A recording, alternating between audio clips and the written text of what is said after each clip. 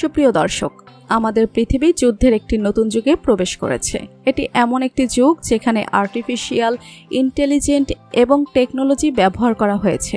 Digital technology যেখানে প্রত্যেকটি মানুষের প্রয়োজন হয়ে গিয়েছে, সেখানে প্রত্যেকটি মিলিটারি বাহিনী আধুনিক টেকনোলজি ব্যবহার করা হচ্ছে।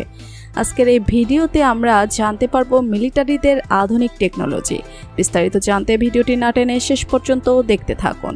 নাম্বার 1, মিলিটারি অপারেশনের সময় পানি এবং কাদা সুইটি বাধা হয়ে দাঁড়ায়।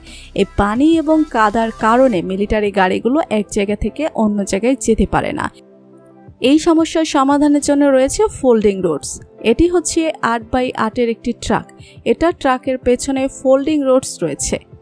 এই টেকনোলজি 10 মিনিটের মধ্যে 165 ফিট রোড বিছাতে পারে। এটি সম্পূর্ণভাবে অ্যালুমিনিয়াম দিয়ে তৈরি করা হয়েছে। এটি কৃত্রিম রাস্তাতেই 90 টনেরও বেশি ওজন সহ্য করতে পারবে। এটির বিশেষত্ব হচ্ছে এই টেকনোলজি পানির 4 ফুট গভীরেও সুন্দরভাবে রাস্তা তৈরি করতে পারে। মিলিটারির যে কোনো গাড়ি খারাপ রাস্তা এবং কাদার ভেতর দিয়ে খুব সহজেই যেতে পারবে। কাজ শেষ হওয়ার পরে আবার খুব সহজে ভাঁজ করা যায় এবং এটিকে আপনি অটোমেটিকভাবে ভাঁজ করতে পারবেন। নাম্বার 2, এটি কোনো সাধারণ বন্দুক নয়।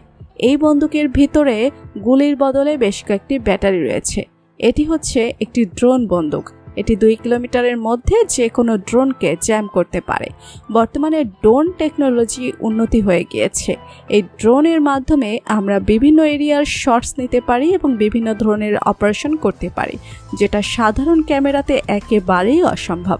এই ড্রোন টেকনোলজি বর্তমানে অনেক খারাপ কাজে ব্যবহার করা হচ্ছে, আর এটি পুরো পৃথিবীর সিকিউরিটি সিস্টেমের জন্য একটি হুমকি স্বরূপ।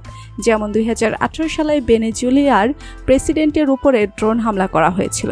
যখন তিনি অনেক মানুষের মাঝে বক্তব্য দিচ্ছিলেন, তখন তার উপরে ড্রোন হামলা করা হয়। এসব দুর্ঘটনা এড়াতে এইসব বন্দুক ব্যবহার করা হয়। এই বন্দুকটি লম্বাতে 56 ইঞ্চি এবং এটির ওজন 7 কেজি। এই বন্দুকটি বিশেষ এক ধরনের রেডিও ফ্রিকোয়েন্সি ছাড়ে। এই ফ্রিকোয়েন্সি অপারেটরের সাথে ড্রোনের সম্পর্ক বিচ্ছিন্ন করে দেয়।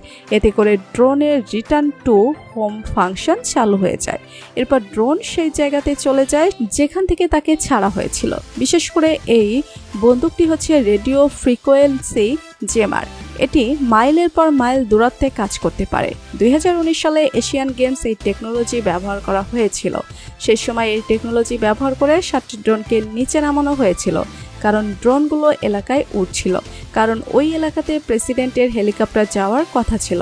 ড্রোন গানের মাধ্যমে যদি এগুলোকে সঠিক সময়ে না নামানো হতো, তাহলে হয়তো অনেক বড় ধরনের দুর্ঘটনা হতো।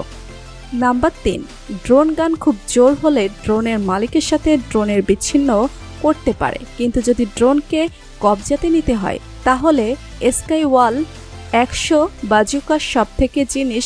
এটি যদি ড্রোনের দিকে লক্ষ্য করে ফায়ার করা যায়, তাহলে এটি একটি চাল ছুঁড়ে মারে। এতে করে পুরো ড্রোন নষ্ট হয়ে যায়। এরপর এটিতে থাকা প্যারাশুট চালু হয়ে যায় এবং আস্তে আস্তে করে নেমে আসে। Number 4, ultra heavy lift amphibious connector. যে কোনো পরিস্থিতিতে এটি ট্রাভেল করতে পারে। এই টেকনোলজির মধ্যে পরিমাণ জায়গা রয়েছে যে এটি 40 ফিট কন্টেইনার অথবা 3টি ট্যাঙ্কে এর ভেতরে নিয়ে যেতে পারে। এই যানটিকে এয়ারফর্ম দিয়ে তৈরি করা হয়েছে। এটি পানিতে চলতে সক্ষম এবং মাটিতে চলতেও সক্ষম, এমনকি এটি কাদাতে চলতেও সক্ষম। এমনকি এই মেশিনটি 10 ফুট বাধাকেও পার করতে সক্ষম। নাম্বার 5, পুলিশ কিংবা মিলিটারিকে প্রায় সময় দেওয়ালের পাশ কাটিয়ে গুলি করতে হয়। এই সময় বিপদ থাকতে পারে যে কোনো সময় গুলি এসে ব্যক্তির গায়ে লাগতে পারে। কিন্তু এই পরিস্থিতিতে এমন একটি অস্ত্র তৈরি করা হয়েছে যেটির মাধ্যমে দেওয়ালের পিছে থেকেও সামনে গুলি করা যাবে।